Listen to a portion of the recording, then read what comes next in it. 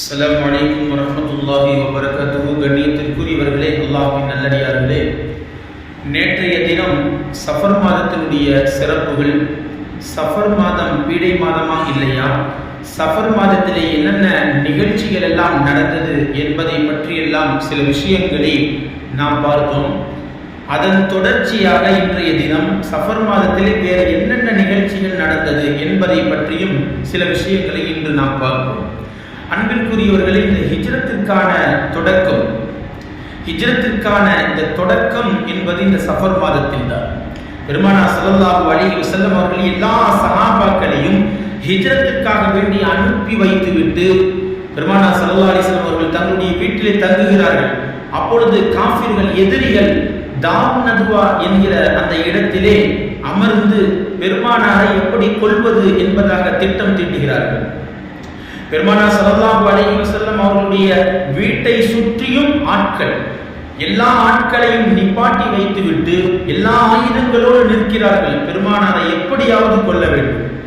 அப்போதுதான் அல்லாஹ் ஜல்ல ஷானஹு தஆலா இந்த சஃபர் மாதம் 27வது பிறையிலே அல்லாஹ் உத்தரவு கொடுக்கிறான், ஹபீபே, யா ரசூலே, நீங்கள் இனிமேல் இங்கு இருக்க வேண்டாம்,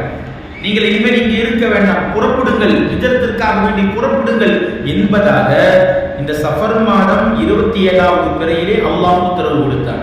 அப்போது பெருமானார் ஸல்லல்லாஹு அலைஹி வஸல்லம் அவர்கள் வீட்டிலே இருந்து வெளியே வந்து பார்க்கிறார்கள். சுற்றியும் எல்லா எதிரிகள் நிற்கிறார்கள், எல்லா ஆயுதங்களோடு நிற்கிறார்கள்.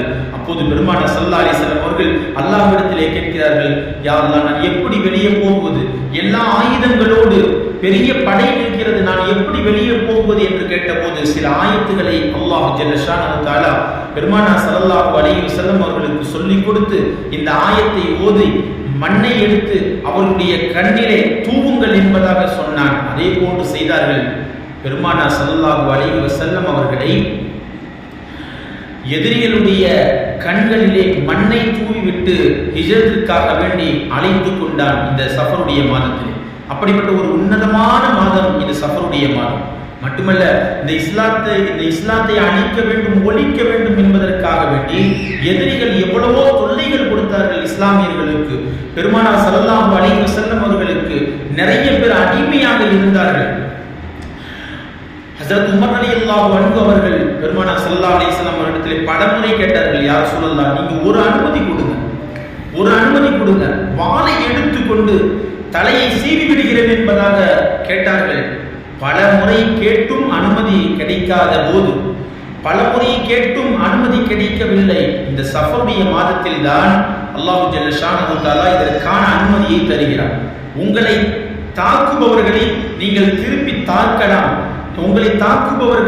உங்களை அடிப்பவர்களை நீங்கள் திரும்பி அடிக்கலாம் என்பதாக அந்த உத்தரவை இந்த சஃபர் மாதத்திலே தான் அல்லாஹ் கொடுத்தான். இப்படி ஏராளமான விஷயங்கள் இந்த சஃபர் மாதத்திலே நடந்திருக்கிறது. எல்லாம் வல்ல அல்லாஹ் ஜல்ல ஷானஹு தஆலா இந்த சஃபர் மாதத்தினுடைய எல்லா விதமான கைர் பரக்கத்துகளை அல்லாஹ் நம் அனைவர்களுக்கும் தந்த அருள் புரிவானாக. ஆமீன். வாஹிரு தஅவானா அனில் ஹம்துலில்லாஹி ரப்பில் ஆலமீன். அஸ்ஸலாமு அலைக்கும் வரஹ்மத்துல்லாஹி வபரகாத்துஹு.